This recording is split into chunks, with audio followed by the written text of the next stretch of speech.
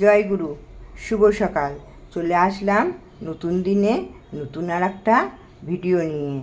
এই দেখো বন্ধুরা, গুরুদেবকে ফুল দেওয়া হয়ে গেছে। এই তাকটা কালকে নিলাম কাপড় দিয়ে, একটা শাড়ি আর একটা লুঙ্গি আর একটা নাইটি ছেঁড়া। ওই দেখো গোমাটাকে ফুল দেওয়া হয়ে গেছে। আচ্ছা, ওই দেখো ঘড়ির কাঁটায় বাজছে 9টা।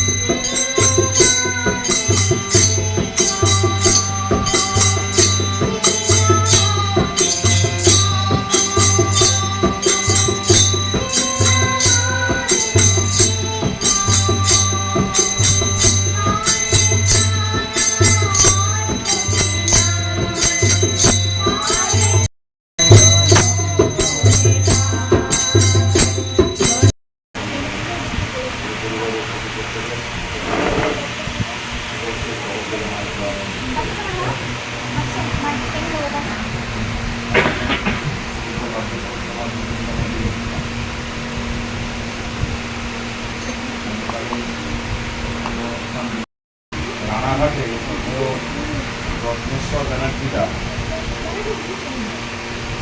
ব্যক্তিরা অত্যন্ত ভালোবাসার মানুষ আমার পরিবারের কাছেও, এবং তিনি ঠাকুরকে সেইভাবেই ভালোবাসতেন, মানে যার পরিমাপটা ছিল এমন যে রানাঘাটের মতন জায়গাতে নিজের বাড়ির যে জায়গা, যে ভূমি এখানে এবং সেখানে যে আত্মীয়দের ইচ্ছায় মন্দির তৈরি করে আসছে, সেখানে রানাঘাট সৎসঙ্গ হিসেবে রাখতে সেই রত্নেশ্বর ব্যানার্জি সভাপতি তার সঙ্গে বহুবার এই সঙ্গীতটা ছোটো থেকে মানে ভালো মানে বুঝতে না পারলেও গাওয়ার সৌভাগ্য রয়েছে। এবং গানটার মানে ভাইব্রেশন যেটা বলে ইংরাজিতে, বাংলায় তরঙ্গ, এটা যদি একসঙ্গে গোটা 4-5 খোল বাজে তবে গানটা ভালো লাগে গাইতে।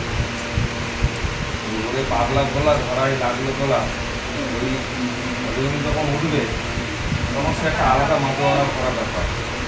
কেন? কারণ ঋষি ঠাকুর অনেকে হয়তো শুনেছেন, উনি যখন নিজে দেহে ছিলেন বাংলাদেশে পাবনা আশ্রমের কথা, তিনি নিজের দেহে থাকাকালীন একটা অদ্ভুত বিষয় চালু করেছিলেন। সেই অদ্ভুত বিষয়টা হলো, কোনো গ্রামে হয়তো 4-5 জন গায়ক বা বাজেন্দার আছে, তারা সঙ্গীত পরিবেশন করছে গ্রামের সঙ্গে, মানে তখন অধিবেশন বলা হতো এবং সময়সীমা ছিল না, 3 ঘন্টার জায়গায় 5 ঘন্টা হতে পারত গান কীর্তন হচ্ছে। তিনি অন্য গ্রামের কোনো গুরু ভাইরা এলে অত্যন্ত হাসি মুখে তাদেরকে শোনাতেন যে অমুক গ্রামের ওরা 5খানা খোল নিয়ে কীর্তন করেছে, ওরা কি ওদের থেকে বেশি খোল নিয়ে কীর্তন করবার পারিস না? তারা ঠাকুর যখন ইচ্ছা প্রকাশ করেছেন, ওরা খোল জোগাড় করে 5-এর জায়গায় 7খানা কি 8খানা জোগাড় করবে, তারা কীর্তন করতে লাগলো। এবার 5টার জায়গায় 7খানা হলে তার আওয়াজ আরও বেশি। তারপরে আবার হয়তো কেউ এলো, কিন্তু ঠাকুর সেই আবার রেফারেন্স দিলেন যে ওই গ্রামে 5খানা খোল নিয়ে ওরা করছে, 8খানা খোল নিয়ে সঙ্গীত পরিবেশন সৎসঙ্গ অধিবেশন হচ্ছে, ওরা আর ওর থেকে বেশি করবার পারবি? এই যে তার ইচ্ছাটা, মানে অদ্ভুতভাবে যেটা সেই সময় দেখা গিয়েছিল, সৎসঙ্গ আন্দোলনের একটা বিশেষ পটভূমিকা ওই জায়গা থেকে ছিল। তো তিনি অদ্ভুতভাবে কাউকে কোনোরকম কোনো কিছু ভাবতে না দিয়ে শুধুমাত্র নিজের একটা ছোট্ট ইচ্ছা যে প্রত্যেকে যাতে খুশিতে করে, এবং সবাই যদি ঠাকুরকে খুশি করার জন্যে কেউ ভেবে চিন্তা করেনি যে তিনি কী বলছেন বা কেন বলছেন। তিনি চেয়েছেন যে অমুক গ্রামে 10টা খোল নিয়ে কীর্তন হয়েছে, আমাদের আরও দুটো বেশি করতে হবে, তারা হয়তো 12টা কি 15টা খোল নিয়ে কীর্তন করবে। এই যে তাণ্ডব কীর্তন, এক এক সময় দেখা গেছে শ্রী ঠাকুরের উপস্থিতিতে যখন এরকম কীর্তন হতো, মানে প্রবীণ কর্মীদের মুখে শোনা বা শ্রী ঠাকুরের আলোচনা প্রসঙ্গের দু এক জায়গায় অন্য পুঁথিতে কিছু কিছু লিখিত আছে যে কাজগুলো যেন মানে তাদের তালপালা নুনিয়ে এমন একটা ভাব প্রকাশ করতো যেন শ্রী ঠাকুরের এই ভাবের সঙ্গে তারাও আনন্দে গা দোলাচ্ছে। উপস্থিত মানে ওই জায়গায় কাছে পিঠে বাঁধা থাকা গরু বাছুর বা গবাদি পশু কি অন্যান্যরা, তারাও এমনভাবে নিজেদের মতন করে গলার আওয়াজ বের করতো যেন ওরাও এই গানের যে তালটা সেটা অনুভব করে সেই তালে তাল মিলিয়ে নিজেদের দেহটাকে মানে আনন্দে ভাসাচ্ছে। এই যে ব্যাপারগুলো, এগুলো কিচ্ছু না। একটা ছোটো বাচ্চাকে যদি ছেড়ে দেওয়া হয় বা 5টা বাচ্চাকে যদি এক জায়গায় ছাড়া হয়, বড়োদের মতো বলে দেওয়া লাগে না ওরা কেমন করে খেলবে, ওরা নিজেদের মতো খেলা আবিষ্কার করে নেয়। হাত ধরে টানো, কান ধরে টানো, পা ধরে টানো, বা কাউকে উঠোনে ফেলে রেখে 4 জন মিলে 4 হাত পা চ্যাংদোলা করে টানো, কিন্তু ওরা খেলাটা আবিষ্কার করে নেয় কেমন করে খেলতে হবে, ওর কোনো সিলেবাস নেই। তেমনি তিনি যখন ইচ্ছা প্রকাশ করেছেন যে কীর্তন করতে লাগবে, সেই তুমুল কীর্তন হতে হতে মানুষের মনের মধ্যে একটা পরিবর্তন এলো যে ওই কীর্তন যে যতক্ষণ করছে তখন কিন্তু অন্য কোনো রকম চিন্তা, সেটা খারাপ চিন্তা হোক ভালো চিন্তা হোক, অন্য কোনো চিন্তায় মাথার মধ্যে থাকতো না। এই জিনিসটা শ্রী আচার্যদেব আজকে আমরা প্রত্যেকে ব্যস্ত। কোনো মা হয়তো পরিবারে নিজের সন্তানাদি দেখভালের জন্য ব্যস্ত, কোনো মা হয়তো চাকরি করেন, সকালবেলা বেরিয়ে যেতে হয়, সন্ধ্যাবেলা ঢুকতে হয়, তিনি তার কাজে ব্যস্ত। কেউ হয়তো হাতের কোনো কাজ, কারখানায় কাজ করার বিভিন্ন কাজে বিভিন্নজন ব্যস্ত, দাদারাও তাই। এই ব্যস্ততার মধ্যেও তিনি দয়া করে বললেন যে প্রত্যেক দিন সকালবেলা উঠে একটু নামজপ করে প্রার্থনা করে ইষ্টভূতি করে তারপর নিজেদের কাজে বের হতে, এবং সন্ধ্যাবেলা যে যেখানে থাকি না কেন যেন আমরা সান্ধ্য প্রার্থনা থেকে বিরত না হই, সান্ধ্য প্রার্থনা একসঙ্গে করি। এবং দয়া করে কৃষি আচার্যদের বছর 3 আগে একটা বিশেষ ঘটনা প্রসঙ্গে একটা কথা বলেছিলেন যে রাত্রে তো আমরা সবাই বাড়িতে ফিরি, রাত্রে বাড়ি ফিরিলে এরকম ঘটনা হতেই পারে না, সবাই রাত্রে ফিরি। তাহলে যদি সবাই মিলে একসঙ্গে রাতের খাবারটা খাই, বাড়ির সবাই মিলে যদি একসঙ্গে খাই, খেতে খেতে অনেক কথা বলা যেতে পারে। কেউ হয়তো চাকরি করে, সে সারাদিনে কেমন কী করলো, কী অভিজ্ঞতা হলো কী বললো। যে বাড়িতে রান্না করে তার হয়তো নতুন কোনো মেনু রাখতে ইচ্ছা হয়েছে, সে সেটা বললো যে আমি এটা আজকে জানলাম বা দেখলাম, এটা করতে চাই, এই জিনিস লাগবে, আনতে হবে। বাড়ির অন্য কেউ হয়তো অন্য কিছু বললো। এই নানান রকম ভাব বিনিময়তে কী হয়, ওই মোবাইলের পিছনে সময় কাটানো বা টিভি দেখে সময় কাটানোর থেকে নিজেদের মধ্যে পারস্পরিকতাটা তৈরি হয়। আর এটাই তিনি চাইছেন, একটা সুশৃঙ্খলিত পরিবার, সুশৃঙ্খলিত সমাজ। গত কালকে কৃষি আচার্যদের একটা বিশেষ বিষয় নিয়ে দেওঘরে কথা বলছিলেন। আগামী কয়েকদিন বাদেই কর্মী বৈঠক রয়েছে দেওঘরে, দুর্গাপুজোর পরে 4 তারিখ 5 তারিখ অক্টোবরে। তো এই কয়েকদিন আগে উৎসব গেল, রামনবমী তিথি এবং আগমনী উৎসব। আপনারা হয়তো অনেকে জানেন বা জানেন না, এই প্রচণ্ড গরমের জন্যে বিশেষভাবে মানুষকে প্যান্ডেল বা অন্যান্য অ্যাকোমোডেশান, থাকার জায়গা সেইভাবে বলা না হলেও বহু মানুষ 1 তারিখ রাত 2 তারিখ ভোরবেলা পর্দা পুজো নিয়ে হাজির হয়েছে। বহু মানুষ, যেটা ওই ইংরাজিতে বলতে গেলে আনকাউন্টেড, হিসাব করা মুশকিল। শুধুমাত্র 2 তারিখের ওই প্রশাসনে বেরোনোর জন্য বহু মানুষ তারা বেরিয়েছে, আনন্দ করেছে, প্রসাদ নিয়েছে। কিন্তু ওই বেহিসেবি মানুষ আসার কারণে দুপুরবেলা প্রসাদের সময়, সন্ধ্যাবেলা প্রার্থনা বা তার পরবর্তী সময় কিছুক্ষণ ভলান্টিয়ার বা অন্যান্যদের একটা নাজেহাল অবস্থা হয়েছিল।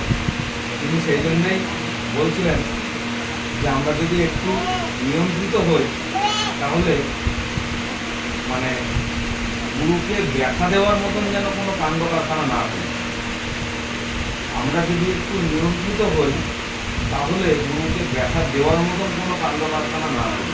কারণ আগে থেকে যাদের হিসাব পোষা নেই, আজকে আমার বাড়িতে হয়তো 5 জন অতিথি আসবে, সেই মতো রান্না করলাম, হঠাৎ করে যদি আরও 50-60 জন এসে পড়ে, তাহলে হয় সময় করে রাঁধতে হবে, আর না হলে তারা খেতে পাবে না, যে কোনো একটা। এরকম হয়তো 1 লাখ কি 1.5 লাখ লোকের রান্না আছে, তার সঙ্গে যদি আরও 40-50 হাজার লোক হঠাৎ করে জমে যায়, এটা একটা অসুবিধা। এরকম পরিস্থিতি কিছুক্ষণের জন্য হয়েছিল, কিন্তু সৎসঙ্গে আনন্দবাজারে এখন একটা বিশেষ সুবিধা তিনি করিয়েছেন।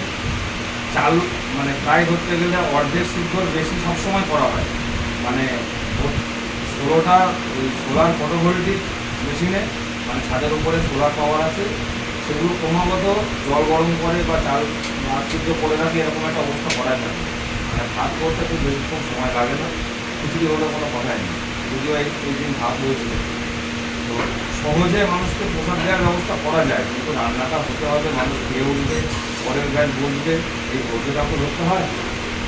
এই জন্যে তিনি আমাদের বারবার বলছেন নিয়ন্ত্রিত হতে। আর নিয়ন্ত্রিত হওয়ার জন্যে শুধু দীক্ষা নিলেই হবে না, একটুখানি যেটা সত্যান্ন সমানে বলা, যে স্কুলে গেলেই তাকে যেমন ছাত্র বলে না, মন্ত্র নিলেই তাকে শিষ্য বলে না, হৃদয়টা শিক্ষক বা গুরুর প্রতি অনুরক্ত রাখতে হবে। তিনি কি বলছেন, বিনা আপত্তিতে, বিনা ওজনে, পরম আনন্দে সেটা পালন করতে লাগে। তিনি আমাকে বলছেন আজকে এটা করার দরকার নেই, বা এক্ষুনি এটা করতে হবে, আমি আজকে এটা করার দরকার নেই শুনে করলাম না, নেই যখন বলেছে করতে হবে না, কিন্তু এক্ষুনি এটা করতে হবে, তার বেলায় তখন অনেক রকম বাহানা, যেটা আমাদের নানা কাজে আমরা নিজেরাই দেখতে পাচ্ছি। বাহানা করার জন্য আজকে বহু কাজে পিছিয়ে পড়তে হচ্ছে। তার কারণ আমরা নিয়মিত তাকে সামনে বসিয়ে, তাকে সামনে রেখে, নিজের মনের মধ্যে রেখে অবিরতভাবে পাখি মারার মানসিকতা নিয়ে চলছি। আর তার ফল নিজেদেরকেই ভোগ করতে হবে, এর ফল কেউ নেবে। আগামীতে অনুষ্ঠান পরিচালক যে বিষয়ে আদেশ করলেন বলার জন্য, যে আগামী 30 ভাদ্র এবছর বিশুদ্ধ সিদ্ধান্ত পঞ্জিকা এবং আমরা যে পঞ্জিকা সাধারণভাবে ব্যবহার করি, উভয় পঞ্জিকাতেই 30 ভাদ্র একই ইংরাজি ক্যালেন্ডার ডেটে পড়েছে। আগামী বাংলা 30 ভাদ্র আর 25 30 তারিখে প্রতি প্রত্যেকে সপরিবারে মন্দিরে আসবেন। শিশু ঠাকুরের এই শুভ জন্মদিবস পরিপালনের অনুষ্ঠান অনুষ্ঠিত হবে।